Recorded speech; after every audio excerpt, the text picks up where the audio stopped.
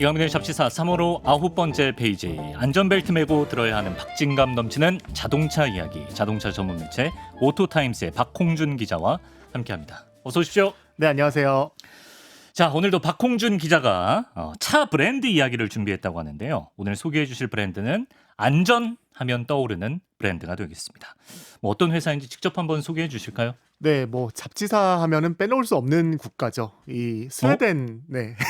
네. 스웨덴. 네, 이 영국과 로마 제국에 이어서 정말 잡지사에 정말 많이 언급되는 스웨덴의 자동차 이야기를 가지고 왔는데요. 말씀하신 것처럼 안전하면 자연스레 떠오르는 브랜드 볼보 이야기입니다. 아, 볼보 이야기를. 스웨덴 하면 볼보죠. 친스웨덴 기조에 편승해 주셨는데, 자, 오늘 볼보와 관련해서 저희가 이벤트를 하나 준비했습니다. 오늘 영상에 댓글로 감상평을 달아주시면 총 15분을 뽑아서 볼보 굿즈를 또 보내드리도록 하겠습니다. 영상에 있는 더보기란을 참고해 주시고요. 자, 그럼 볼보에 대해 알아보겠습니다. 일단 볼보라는 이름은 일단 어떻게 탄생했는지 궁금한데요. 네, 아마 이제 뒤에서도 말씀드릴 수 있을 것 같은데 일단 이 회사가 어떻게 만들어졌는지 그 뿌리를 좀 올라가 봐야 될 것 같아요. 네. 이 곽채식 작가님이랑 철에 대한 이야기할 때 살짝 언급은 됐지만 스웨덴이 정말 철강으로 정말 유명한 나라 중에 하나잖아요. 이 지금도 되게 위세를 떨치고 있는 스웨덴의 철강 회사 중에 SKF라는 회사가 있는데 이 SKF라는 회사의 자회사로 출발한 게 볼보였습니다. 이 볼보라는 이름이 좀 특이한데 SKF라는 회사는 지금까지도 이 볼 베어링을 가장 많이 파는 회사 중에 하나거든요. 아, 볼 베어링 그 부품이요? 네, 굴러가는 부품이요.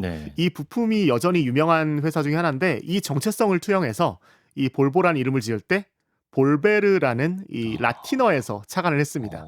이 볼베르라는 뜻의 1인칭 단수형이 볼보라는 단어인데요. 이걸 영어로 비유하면은 I roll, 나는 구른다 라는 뜻이에요. 네. 나는 구른다? 네, 나는 구른다. 우리가 들을 땐 되게 멋있는 어감인데 그쵸. 그 사람들이 들으면 좀 정감 있는. 네, 저는 뭔가 이 북유럽 신화에서 온 이름일까 싶었는데 저도 네, 그렇게 생각했는데 이게 굴러용 이런 거네요. 네, 그렇습니다. 굴러가유 이런 의미의 네. 야, 그런 뜻이었습니다. 네. 근데 이제 볼보가 차뿐만 아니고 이제 건설 기계라든지 트럭도 만들지 않습니까? 저도 이제 고속도로에서 종종 보곤 했었는데 이 분야는 자동차랑 같은 회사인가요? 일단은 시작은 그랬습니다. 그랬는데 이 볼보의 주력 사업이 자동차, 건설기계, 상용차 이런 부분이거든요. 네, 이 부분도 뒤에 말씀드리겠지만 자동차 사업이 1990년대에 분리가 돼요. 네, 이렇게 분리가 돼서 별개 부문으로 운영이 되고 있고 중국의 지리자동차 산하에서 경영이 되고 있는데 이 아까 말씀드렸던 건설기계, 버스, 상용차 이런 부문은 여전히 이 볼보 그룹이라는 이름으로 운영이 되고 있거든요.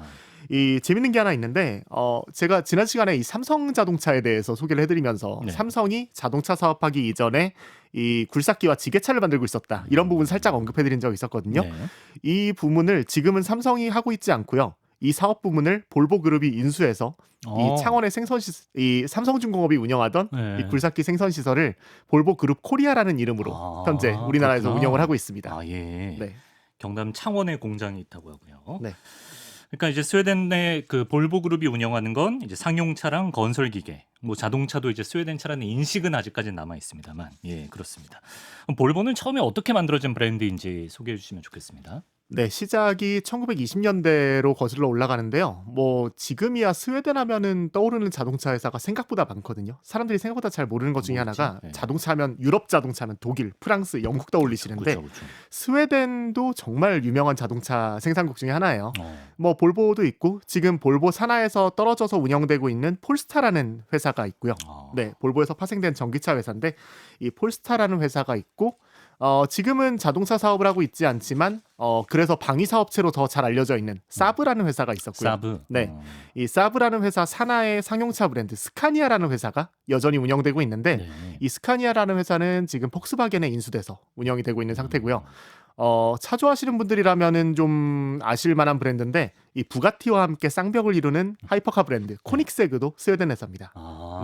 부가티랑 쌍벽을 이루는데. 네. 한때 이 부가티 못지않게 세계에서 가장 빠른 차를 만드는 회사로 잘 알려져 있었는데 지금은 그보다 훨씬 빠른 차가 많아서. 네. 코닉세그도 스웨덴 기업이고요. 네. 코닉세그도 스웨덴의 기업이고요.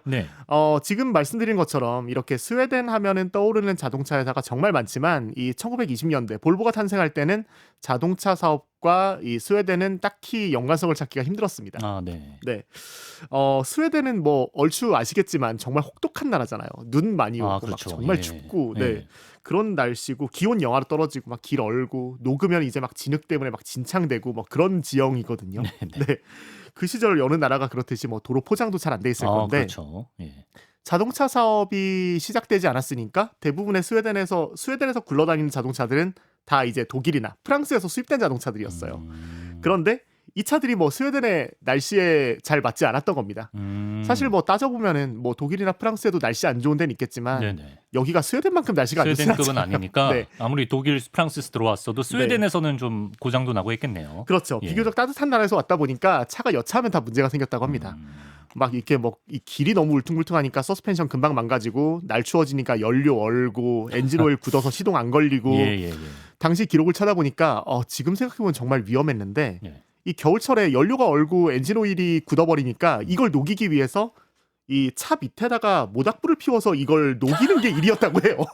그러면 안 되잖아요. 정말 지금 생각하면 큰일 날 일인데. 안 되잖아요. 네, 야. 정말 위험한 일인데 그때는 그렇게라도 했었어야 됐다. 네, 그렇게라도 했었어야 되는 상황이었고 그렇다 보니까 스웨덴 사람들은 이 자동차라는 건 겨울에 타고 다니는 거 아니다. 뭐 계절용품, 여름 네, 계절용품. 그렇죠. 예. 그런 인식이 정말 강했다고 해요. 네. 그렇다 보니까 이제 좀 이 상황을 보면서 좀 불만을 가진 두 남자가 등장을 하는데 두 남자가 네. 예, 누구죠? 한 명은 이 아사르 가브리엘손, 이 사업 감각이 정말 뛰어난 사람이었습니다. 지금 사진에 나오는데 네. 이분이 있었고요. 이 사람이 지금 방금 전에 말씀드렸던 볼보의 모회사가 되는 SKF의 엔지니어로 일하고 있었고요. 네네. 네. SKF는 당시에 이미 글로벌 기업이었고 자동차 부품도 만들고 있었기 때문에 네. 뭐 이미 자동차 사업에 대해서는 꽤 관심이 있었던 걸로 알려져 있어요. 이 아사르 가브리엘손이라는 사람도 자동차에 대해서 관심이 많았고요. 네. 또 한 명은 구스타프 라르손이라는 사람인데요. 예, 이분인데 네. 이분은 자동차 엔지니어였습니다. 네. 그렇습니까? 네. 예. 두 사람은 원래 같은 회사에서 일하다가 알게 된 사이였다고 해요. 1924년 여름에 두 사람이 우연히 이 스톡홀름의 한 식당에서 저녁을 먹게 됩니다. 예. 네, 여전히 이 식당이 아직까지 남아 있다고 하는데 네. 그날 메뉴가 뭐였냐 이 부분에 대해서 여전히 좀 많이 갈리긴 하는데 메뉴에 대한 이야기가 네, 나와요. 메뉴에 예. 대한 그 당시에 뭘 먹었냐 이게 좀 은근히 논쟁거리가 되거든요. 네. 뭘 먹었길래? 네. 그런데 볼보에서 이제 정설로 인정을 하는 거는 두 사람이 그날 저녁으로 랍스터를 먹었다고 합니다. 네. 랍스터를 네. 먹을 수 있죠. 그렇죠. 예. 뭐 지금이야 꽤 고급 음식이지만 네. 당시 스웨덴에서 랍스터가 꽤 흔한 음식이었다고 해요. 네. 예. 두 사람이 식당에서 랍스터를 되게 맛있게 먹다가 자연스럽게 차 이야기를 하게 됐다고 합니다. 이 프랑스 차들, 독일 차들 우리나라만 오면 정말 고장이 많이 나. 뭐 이런 얘기들을 정말 많이 하고 있었는데 네. 그때 이 라르손이 이 먹고 있던 랍스터를 이 포크로 툭툭 치면서 이런 얘기를 했다고 해요. 예. 이렇게 튼튼한 차가 필요하다. 그래서 랍스터가 네. 중요하구나. 네, 그래서 랍스터가 정말 중요합니다. 껍데기처럼 튼튼한 차가 네. 필요하다. 이런 튼튼한 차가 스웨덴에 필요하다. 뭐 이런 이야기를 정말 많이 했다고 하는데 독일 차라는 게 이제 독일 도로에 맞게 만들어졌고 프랑스 차는 프랑스 도로에 맞게 만들어졌을 거잖아요. 네. 이렇다 보니까 스웨덴의 도로에 맞는 차가 필요하다. 뭐 이런 얘기가 나왔던 거죠. 의기투합을 여기서 한 거네요. 그렇죠. 예. 이게 그냥 뭐 사실 평범한 남자 둘이서 이렇게 저녁에 차 얘기하다가 나온 거면 그냥 실없는 얘기일 수도 있고 의미가 없는 얘기일 수도 있는데 네. 두 사람은 꽤 자신감이 있었습니다. 말씀드린 것처럼 엔지니어였잖아요. 네. 한 명은 엔지니어고 한 명은 사업 감각 있는 이제 네. 베어링 만드는 회사인. 맞아요. 예, 그렇죠. 둘 다 이제 꽤 자동차 사업에선 자신이 있었던 사람이었기 때문에 그리고 또 이제 자신들이 다니던 회사 SKF 철강 회사긴 하지만 이미 베어링도 만들고 있기 때문에 자동차 사업과는 어느 정도 연관이 있는 회사였고요. 그렇죠. 예. 이렇다 보니까 좀 회사에 해볼만 하겠다. 뭐 이런 생각들이 나오기 시작했던 겁니다. 그렇군요. 예, 두 네. 사람이 만났습니다. 제가 봤을 땐 두 사람이 랍스터가 아니라 뭘 먹었어도 푸딩을 먹었어도 이미 머릿속이 차 생각으로 가득했을 거기 때문에 같은 결론이 나오지 않았을까. 그랬을 수도 있을 것 같습니다. 생각이 나는데요. 두 사람의 회사 SKF의 그 반응은 어땠는지 궁금합니다. 회사에서도 이 반응을 무시하진 않았다고 합니다. 당시 SKF가 뭐 철강이라든지 베어링으로 사업을 잘 하고 있었지만 자동차 사업이 이 두 사람이 얘기했던 문제 의식을 똑같이 공유하고 있었다고 해요.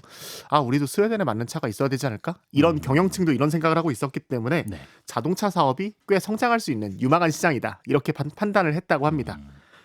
그래서 실제로 이 두 사람에게 창업 자금까지 지원을 했다고 해요. 네, 회사 한번 만들어봐라. 이렇게 창업 자금을 지원을 해서 스웨덴의 예테보리에 이 스웨덴 최초의 현대식 공장을 짓게 되고요. 이 선박 부품을 좀 모아서 자동차를 처음 만들었다고 해요. 우리는 뭐 우리나라 최초의 자동차는 이제 뭐 미군의 군용 지프를 갖다가 만들었다고 하는데 그렇죠. 이 회사는 좀 스케일이 컸는지 선박 부품들을 조립을 해서 자동차를 만들었다고 하고요. 그렇게 1927년 최초의 볼보가 세상에 나오게 됩니다. 27년에. 네. 그럼 SKF에서 독립은 언제 하나요? 이 회사에서 독립한 게 이 1935년이에요. 그러니까 별도의 법인으로 완전히 분리가 된 게 이 시점인데요. 재밌는 게 제조업에 대해서 조금 아시는 분들은 좀 이해하실 수 있을 거예요. 공장이 좀 잘 돌아가고 돈이 좀 벌리기 시작하면은 가장 먼저 고민하는 게 자동화거든요. 자동화. 네, 로봇도 깔고 뭐 이제 인력을 늘리건 로봇을 깔건 어쨌든 자동화 비중을 더 높여야 되는 거잖아요. 그렇죠. 그런데 볼보는 좀 흥미롭게 자동화가 아니라 뭐 공식적인 표현은 아닙니다만 인간화를 선언합니다. 인간화를 어떻게 하죠? 그러니까 좀 관심 있으신 세계사에 좀 관심 있으신 분들 아시겠지만 자동차 산업에서 가장 결정적인 전환점 중 하나는 포드의 컨베이어 벨트 시스템을 도입을 했을 때였어요. 아, 그렇죠. 네, 그렇죠. 이 컨베이어 벨트가 자동차를 쭉 싣고 내려오면은 사람들이 거기에 매달려서 조립을 하는 모던 타임스에서 찰리 채플린이 맞습니다. 연기하는 그런 시스템이죠. 그런 방식이었는데 볼보가 이 1974년 들어서 이 잘 쓰고 있던 컨베이어 방식을 돌연 빼버립니다. 근데 대량 생산하려면 그거 있어야 되지 않나요? 네, 저도 이게 상식적으로 정말 이해가 되지 않는데 이 볼보는 차를 어떻게 만들었냐면 숙련된 근로자 한 10대 명을 하나의 조로 편성을 해서 이 사람들이 차를 만들게 하는 거예요. 우리가 쇼폼 영상에서 가끔 일본 관련된 영상 보면 많이 나오는데 이 여러 명이서 이렇게 떡매 이렇게 치는 장면 나오는 데서 이렇게 한 명은 이렇게 반죽하시고 막 이렇게 두드리시고 이런 장면이 반복되잖아요. 동시에 10대 명이 달려들어서 뚝딱뚝딱 조립을 해버리는 거예요? 네, 맞습니다. 한 분이 철판 대고 있으면 한 분은 볼트 쪼이고 한 분은 옆에서 유리 대고 있고 뭐 이런 식으로 차를 만드는 방식이었어요. 그 당시에 볼보는 컨베이어보다 이게 훨씬 숙련된 작업공들이 달려들어서 만드는 게 훨씬 효율적이다. 그래요? 이렇게 판단을 했다고 합니다. 그런데 이제 이게 그렇게 효율적이었는지는 뭐 사실 뭐 지금의 흐름을 보면 뭐 약간 얘기가 갈리죠. 어쨌든 나름의 뭐 볼보만의 생산 철학이 있었던 것 같습니다. 근데 그 볼보의 독자적인 행보에 위기가 찾아왔다는 건 무슨 얘기인가요? 가장 큰 변곡점이 찾아온 게 1990년대였어요. 90년대. 네, 그 이전까지는 자동차 회사들이 대부분 국가 단위로 운영이 되고 있었습니다. 뭐 독일하면은 뭐 메르세데스 벤츠와 BMW, 뭐 프랑스 하면은 푸조와 르노, 영국 하면은 제규어, 랜드로버, 뭐 스웨덴 하면 볼보 이렇게 각 국가 단위로 회사가 운영이 되고 있었는데 이 시기에 자동차 산업이 약간 거대한 소용돌이에 휘말려요.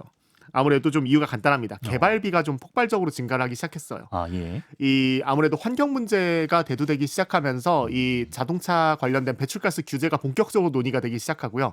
이러면서 자동차의 엔진을 개발하는 비용이 상당히 많이 증가를 하게 됐고 이 충돌 테스트라든지 안전성이라든지 이런 부분도 중요하게 생각을 하면서 차체 구조를 설계하는 비용도 꽤 많이 들어가게 돼요. 아무래도 자동차의 수요가 뭐 이제 본격적으로 늘어나기 시작하다 보니까 자동차의 생산량도 늘려야 돼서 이 자연스럽게 설비에 대한 비용도 많이 필요하게 됐고요. 이렇다 보니까 돈이 점점 많이 드는 산업이 되는 겁니다. 이 자동차에서 어느 하나 혼자 버티기가 좀 어려워진 상황이 된 겁니다. 그때부터 이렇게 자동차 업계에서 거대한 인수합병의 물결이 좀 몰아쳐요. 대표적인 게 지금은 뭐 분리돼서 운영되고 있습니다만 벤츠가 이 미국의 크라이슬러를 인수합니다. 그렇게 해서 다임러 크라이슬러라는 회사가 탄생을 했고요. 폭스바겐 그룹은 독일의 아우디도 인수를 하고 이 스페인의 세아트 그리고 체코의 스코다를 인수를 하면서 거대한 자동차 그룹으로 재탄생을 하게 돼요. 이 볼보는 좋은 회사였지만 규모는 좀 작았습니다. 앞에도 말씀드렸지만 전혀 효율적이지 않은 방식으로 차를 만들고 있었고 여기에 스웨덴의 경제 불안까지 닥치면서 좀 자동차 판매 자체가 좀 곤두박질 쳤어요.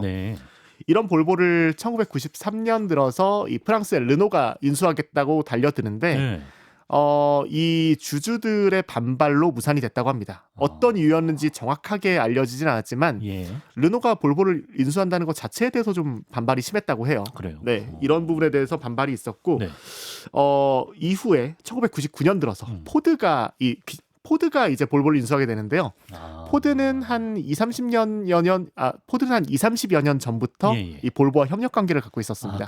이렇다 보니까 포드가 볼보를 인수한다는 거에 대해서 거부감 자체는 그렇게 크지 않았다. 그렇게 전해지고 있고요. 네. 다만 여기서 주목해야 될 건 뭐냐면은 아까 저희가 볼보가 여러 개의 사업 부문을 갖고 있었다고 했잖아요. 건설기계, 뭐 상용차 이런 거 있었죠. 네, 예. 맞습니다. 여기서 볼보가 매각을 한 건 자동차 부문만이었다는 겁니다. 아, 포드가 인수한 거는 자동차 부문만. 네. 예, 99년에. 네. 예.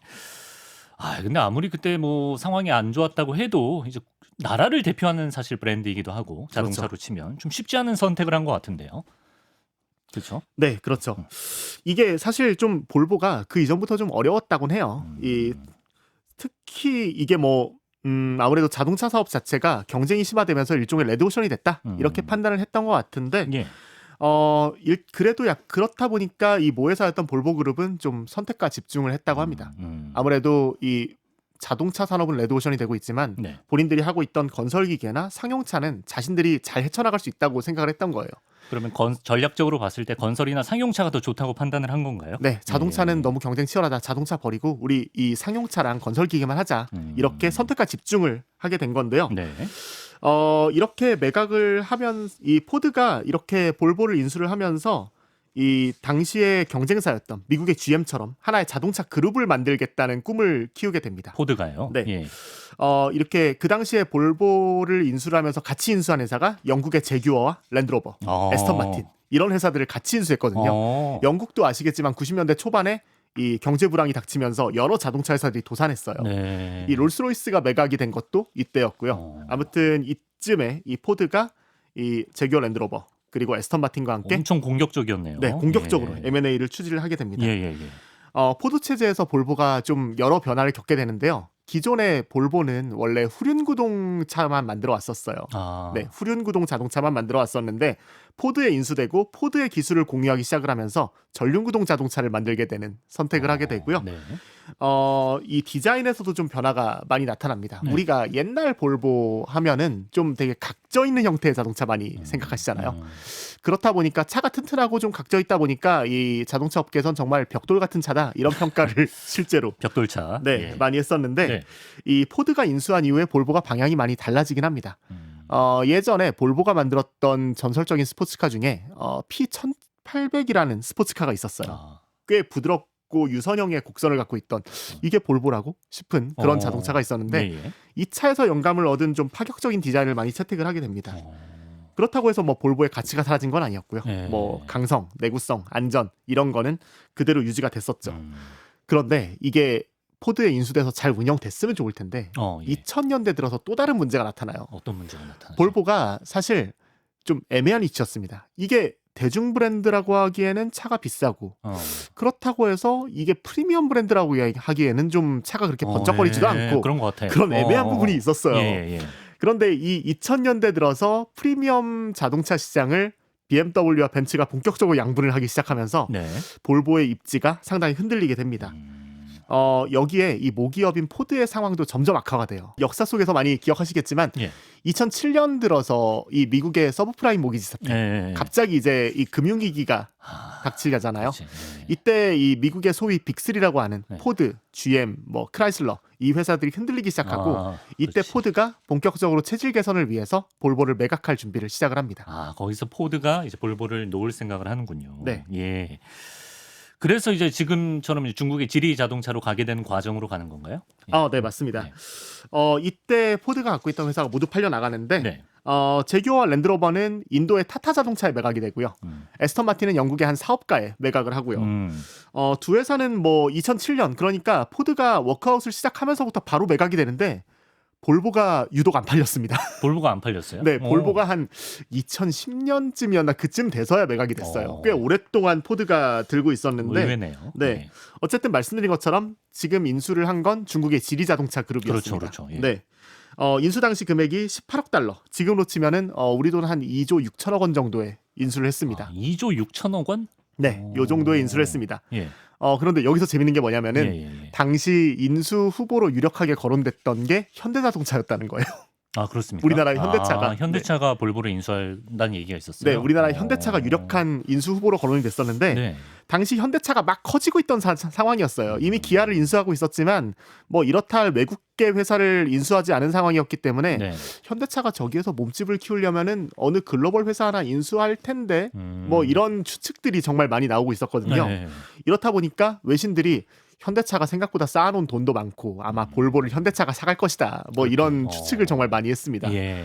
뭐 당연히 현대차는 아니라고 했지만 이 얘기가 여전히 회자가 되고 있는 게 뭐냐면 네. 네. 현대차가 지금 삼성동 한전 부지에 신사옥 짓고 있잖아요. 그렇죠. 예. 네. 이 당시 현대차가 정부에 지불한 땅값 혹시 얼마인지 기억하세요? 10조. 네. 10조 베팅. 네. 예, 10조 정말 베팅. 이 10조 원 정말 큰 돈이잖아요. 예. 네. 예. 이 당시 현대차가 지불한 땅값이 10조 원인데 예. 이게 이것 때문에 회자가 되는 겁니다. 아까 볼보가 지리자동차 2조 6천억 원에 매각이 네. 됐으니까 2조 6천억에 매각을 했는데 10조를 주고 땅을 샀다고 하니까 비판 여론이 어마어마하게 일었던 거죠. 네. 4분의 1이면 볼보 먹을 수 있는데. 네, 그렇죠. 뭐 볼보만이 아니었고요. 제기어 랜드로버가 23억 달러, 에스턴 마틴이 9억 달러 정도. 그러니까 볼보까지 합쳐서 패키지로 샀다면은 10조가 안 들었을 거거든요. 그러네요. 그렇게 비교하니 또 그런데 네. 이제 10조 베팅의 결과는 아직 나오지 않았다고 뭐 봅니다. 그렇죠. 네. 뭐 약간 그렇죠. 뭐 주식 같은 느낌이긴 하지만 다들 이제 야 그때 샀으면은 제네시스가 무슨 소용이냐 뭐 이런 반응들이 나왔었고 그런 얘기는 나왔겠다. 네, 야 이 회사들이 국산차가 되는데 무슨 뭐 10조 야 이게 땅을 사 이런 반응들이 나왔었고 여전히 이런 우스갯소리 같은 반응들이 있는 거죠. 그렇군요. 스웨덴 국민들의 여론도 궁금합니다. 중국 기업이 볼보를 인수했을 때 스웨덴 국민들의 반응은 어땠나요? 있었죠. 이 스웨덴의 자부심이었고 좀 안전의 대명사인 볼보가 정말 이게 중국에 팔린다고 하니까 스웨덴 사람들도 정말 반발이 컸다고 합니다. 네. 저희가 이전에 이 곽책식 작가님이 이 철 얘기할 때 2002년도에 그 말매의 눈물 이야기하셨잖아요. 그렇죠. 그 대형 크레인 타워. 네, 크레인 타워 이제 울산으로 간 거. 네, 울산으로 뜯어간 그 크레인 타워. 말매의 눈물. 네, 이것처럼 실제로 정말 그 비슷한 반응이었다고 합니다. 네, 그랬다고 하는데 뭐 좀 당시 스웨덴 사람들이 가장 걱정했던 게 크게 두 가지였다고 해요. 첫 번째가 이제 기술 유출에 대한 우려입니다. 이 볼보가 정말 오랫동안 쌓아온 이 안전에 대한 노하우 다 중국으로 가져가는 건데. 이거 이 볼보는 정말 껍데기만 남는 회사가 되는 거 아니냐, 더 이상 발전하지 못하는 거 아니냐, 이런 우려 섞인 반응들이 가장 먼저 나왔었고요. 두 번째는 이제 말매의 눈물하고 비슷합니다. 우리 실업자 되는 거 아니야?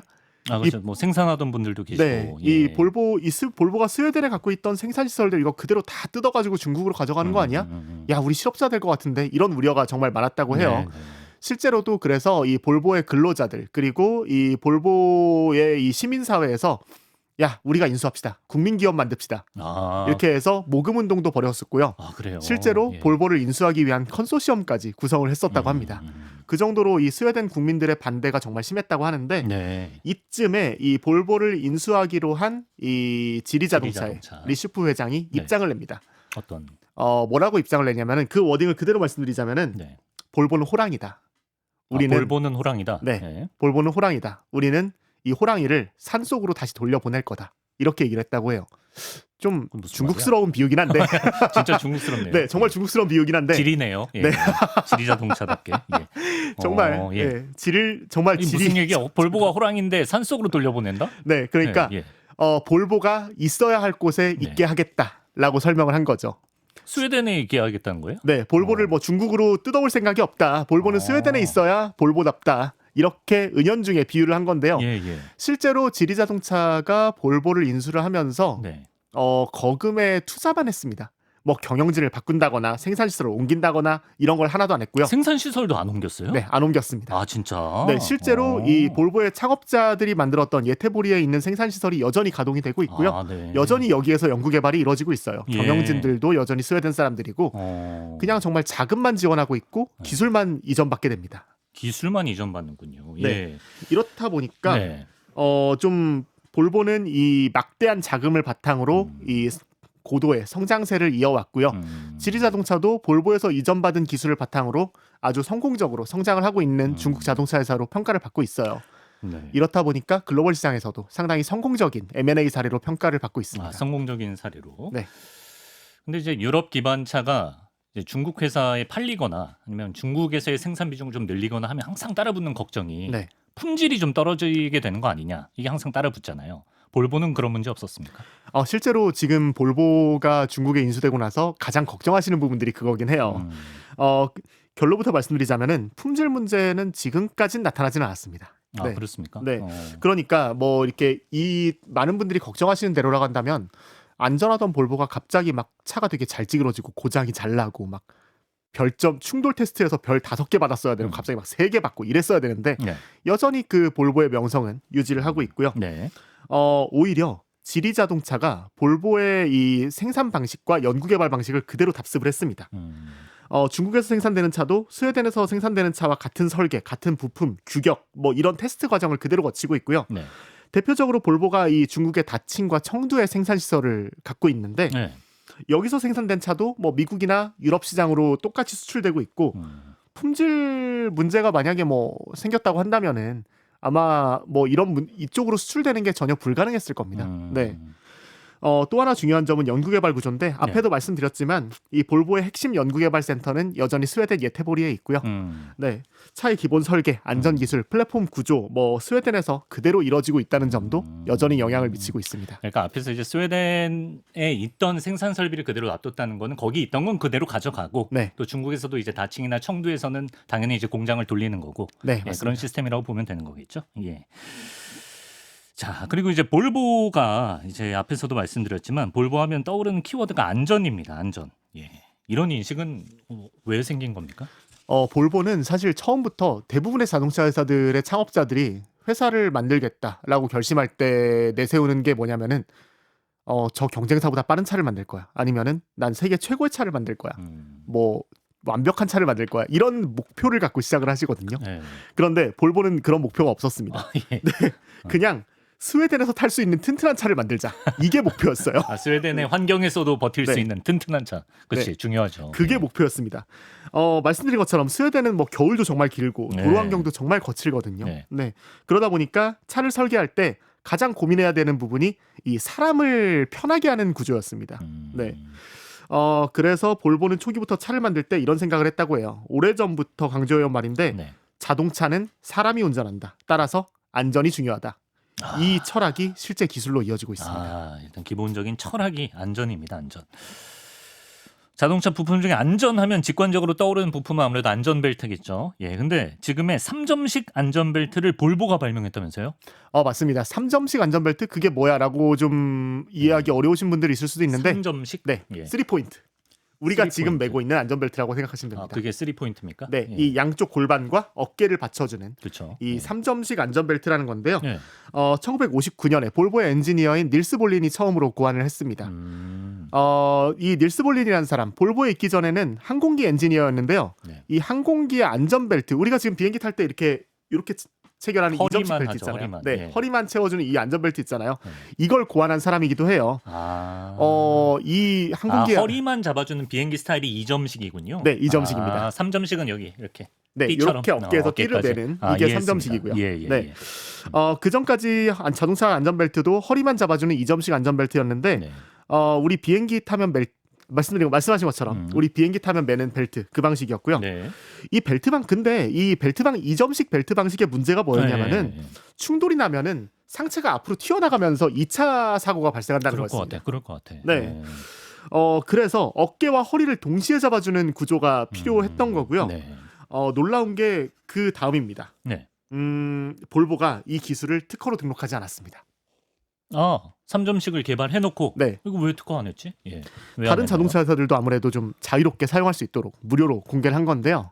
했나요? 이 볼보의 판단이 간단했습니다. 네. 사람의 생명을 살리는 기술이라면은 이건 우리만의 기술이 아니다. 이걸 독점할 필요가 없다. 네. 스웨덴. 네, 스웨덴. 스웨덴.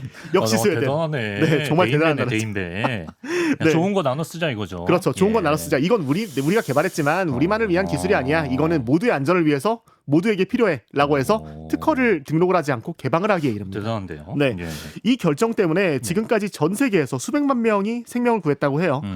그래도 자신들이 원조였다는 걸 강조하기 위해서 이 볼보의 안전벨트 클립을 보시면은 네. 이 신스 1959 이렇게 음각이 새겨져 있습니다. 59년부터 우리가 일단 발명했으니까. 네, 볼보 타시는 분들이나 뭐 볼보를 보실 일 있으시면 아마 참고하시면 좋을 것 같은데 네. 안전벨트 클 버클에 이렇게 네. 1959년이라고 써 있는 거 찾아봐야겠네요. 네, 타게 되면 보실 수 예. 있습니다.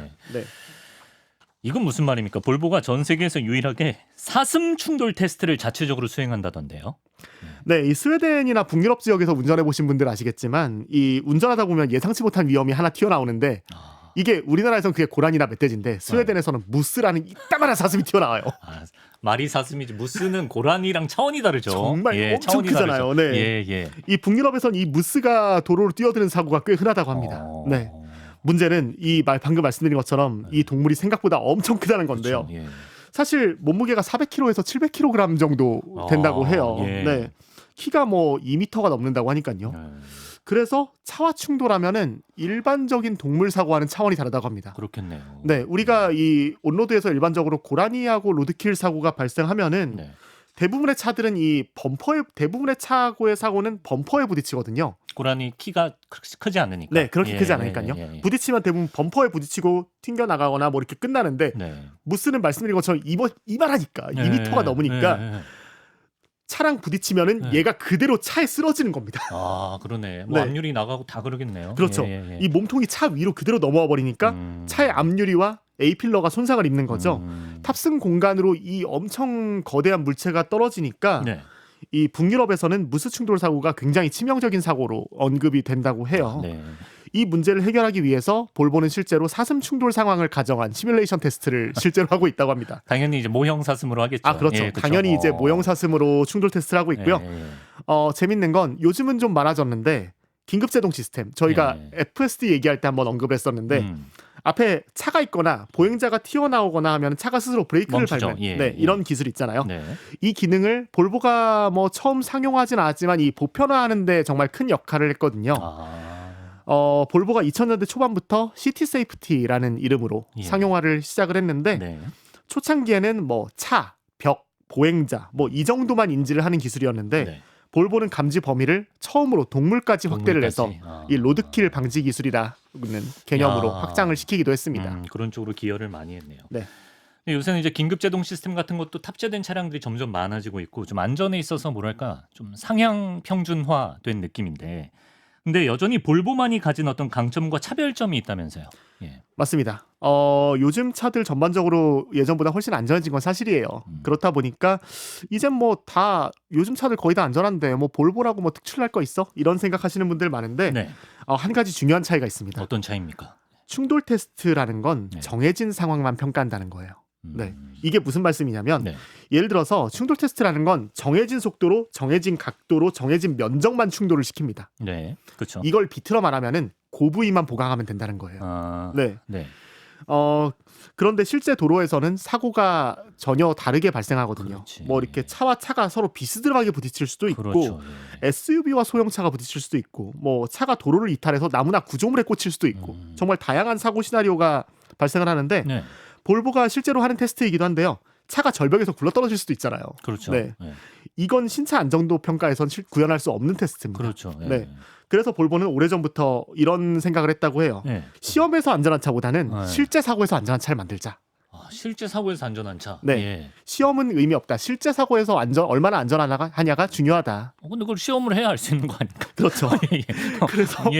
그래서 볼보에는 정말 독특한 조직이 하나 있습니다. 바로 교통사고 조사팀입니다. 교통사고 조사팀? 네.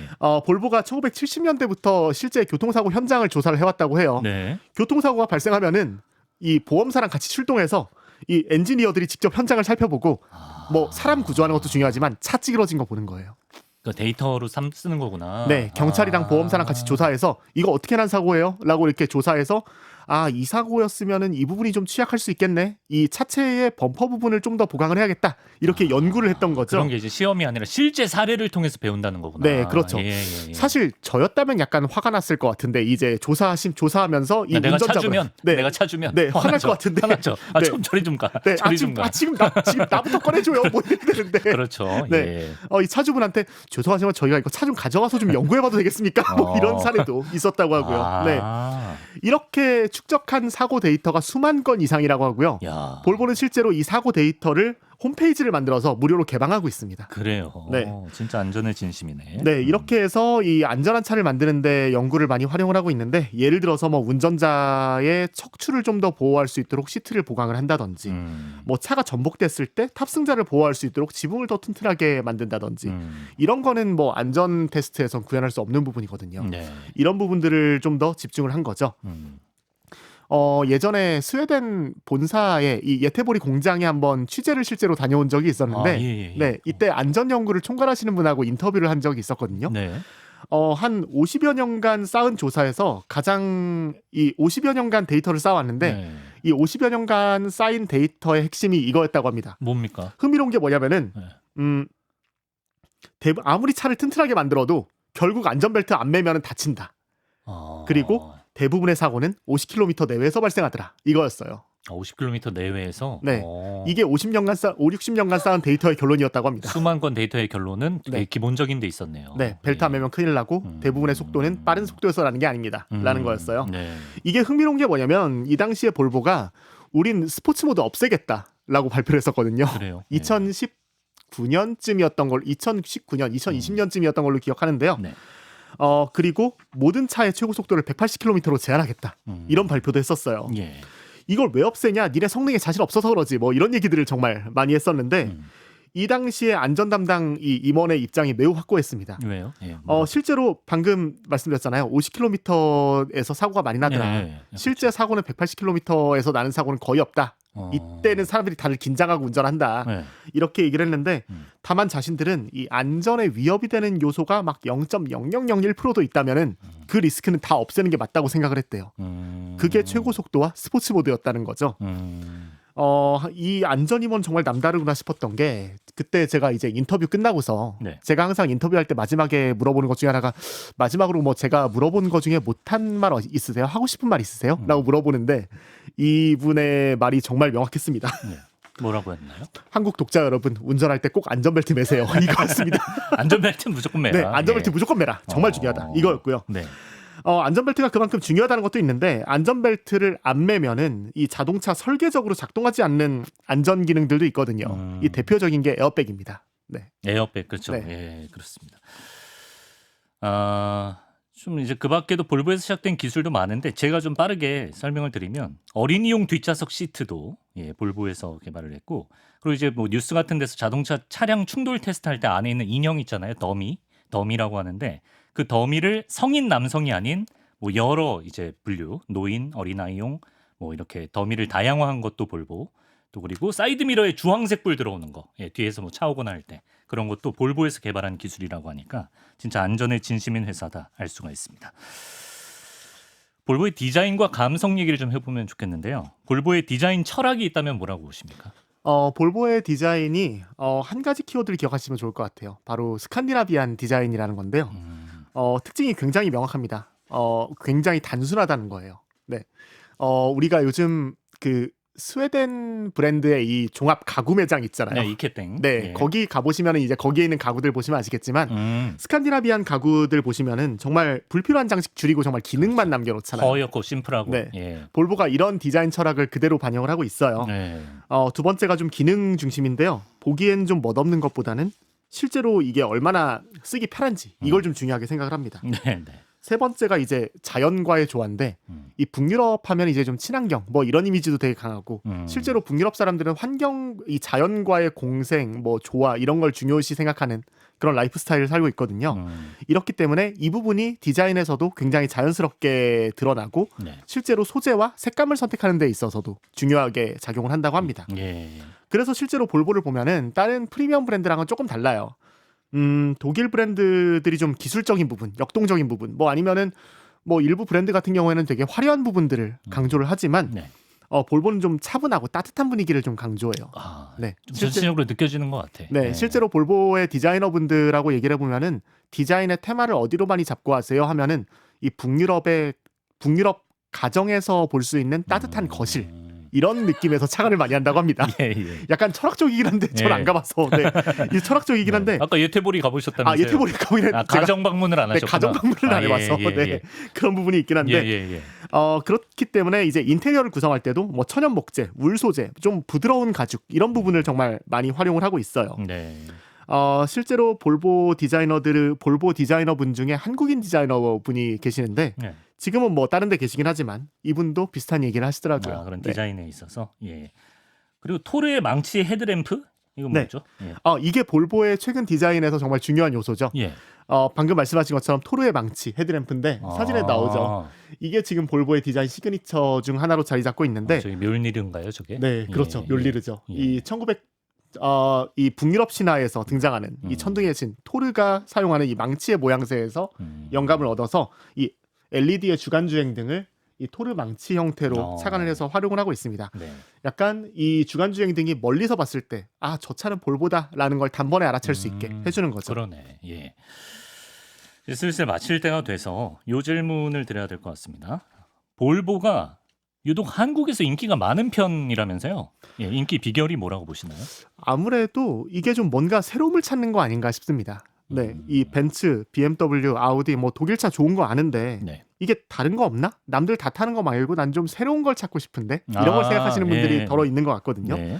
이 내 개성을 좀 더 표출할 수 있는 이런 차를 찾는 분들이 많아진 것 같고 약간의 시대 정신, 뭐 라이프 스타일 이런 것도 좀 역할을 했던 것 같습니다. 예. 볼보가 판매량이 급증하기 시작한 게 2016년, 2017년 요쯤인데 공교롭게도 이때 우리가 이제 라이프 스타일에 대해서 관심이 많아졌어요. 뭐 아웃도어 활동, 캠핑 많이 가고 아웃도어 되게 중요시 생각하고 네. 환경 문제, 자연 이 부분에 대한 관심이 좀 많아졌잖아요. 그렇죠. 예. 네. 수입차면 가장 걱정하는 것 중 하나가 보증일 텐데 네. 이 내비게이션이 좋지 않아서 스마트폰 내비 쓰는 경우도 덜어 있고요. 근데 볼보는 이걸 다 해결을 해서 가져왔습니다. 보증 서비스 같은 것도 이제 뭐 벤츠나 BMW보다 길게 잡고 있고요. 이 내비게이션 같은 경우도 굳이 뭐 이렇게 순정 내비게이션을 한국화하려고 노력하지 않고 우리가 가장 많이 쓰고 있는 스마트폰 내비게이션 네. 이 내비게이션을 이 자체 순정 내비게이션화해서 이렇게 적용을 하기도 했어요. 나름 현지에 맞게 해준 거네요. 예, 네, 맞습니다. 예. 이런 현지화에 정말 신경을 많이 쓰고 있었던 것도 있고요. 네. 운이 좋았던 것도 있었던 것 같습니다. 공교롭게도 이 볼보가 상승했을 때가 네. 이 아우디가 디젤 게이트 이슈로 좀 이렇게 판매량이 떨어졌을 때 예. 이때였었고 저는 그래서 이 아우디가 판매량이 감소한 부분을 일본 차가 어느 정도 먹겠구나라고 생각을 했었는데 예. 볼보가 볼보가 바로 들어왔던 게 공교롭게 이제 일본 제품 불매 운동 터지면서 이제 일본 차 판매가 확 줄었거든요. 예, 그러네요. 네, 예. 이렇다 보니까 볼보가 이제 이 아우디와 렉서스의 빈자리를 치고 들어갈 수 있는 이 운도 있었다고 생각을 하죠. 실제로 볼보가 아우디의 점유율을 추월하고 1위 벤츠, 2위 BMW, 3위 볼보 뭐 이랬던 적도 있습니다. 네. 네. 볼보 입장에서는 좋은 기회가 왔었고 마치면서 마지막 질문으로 어쨌든 오늘 이제 볼보 얘기하면서 안전이란 키워드가 가장 중심이었던 것 같은데 근데 이제 점점 전기차 시대가 도래하고 볼보 같은 경우에도 최근에는 전기차인 EX 시리즈가 주력이라고 하는데요. 전기차 시대가 되면 더 이상 안전이라는 그 덕목은 중요하지 않을 수도 있다 이런 전망도 있는 것 같은데 볼보는 앞으로도 안전의 상징으로 남을 수 있을 거라고 보시는지. 그렇죠. 이 부분도 이제 제가 예태보리에 가서 한번 물어봤었는데 전기차 시대 가면은 당신들 차에 대해서 어떤 키워드를 가져갈 거냐 더 이상 안전을 얘기할 수 없지 않아요? 라고 얘기를 하는데 네. 그분의 답변을 어느 정도 가름하자면은 아마 안전의 개념이 더 넓어질 거라고 얘기를 하더라고요. 지금 우리가 전기차에서 가장 걱정하는 것 중 하나가 배터리가 사고 났을 때 불이 나면 어떻게 하지? 라는 그렇죠. 이런 걱정도 있잖아요. 예. 이런 부분을 막기 위해서는 이 배터리를 얼마나 튼튼하게 막을 수 있는 설계가 중요하냐 이것도 있지만 네. 배터리에서 이상이 발생했어라는 걸 사전에 판단해서 운전자에게 알려줄 수 있는 자동차 제조사에게 알려줄 수 있는 이런 소프트웨어 기술도 정말 중요하거든요. 이런 소프트웨어 기술력을 통한 안전이 정말 중요해질 거라는 거죠.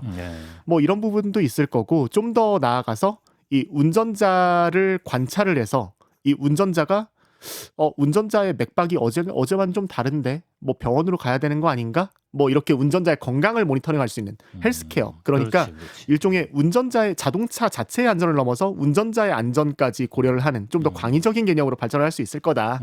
뭐 이렇게까지 얘기를 하거든요. 네.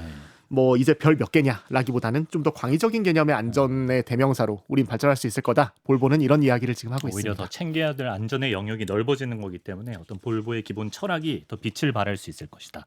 이렇게 이해를 하면 되겠습니다. 안전의 진심인 브랜드네요. 볼보 차에 대해서 오늘 박홍준 기자와 함께 알아봤습니다. 말씀 고맙습니다. 네, 감사합니다.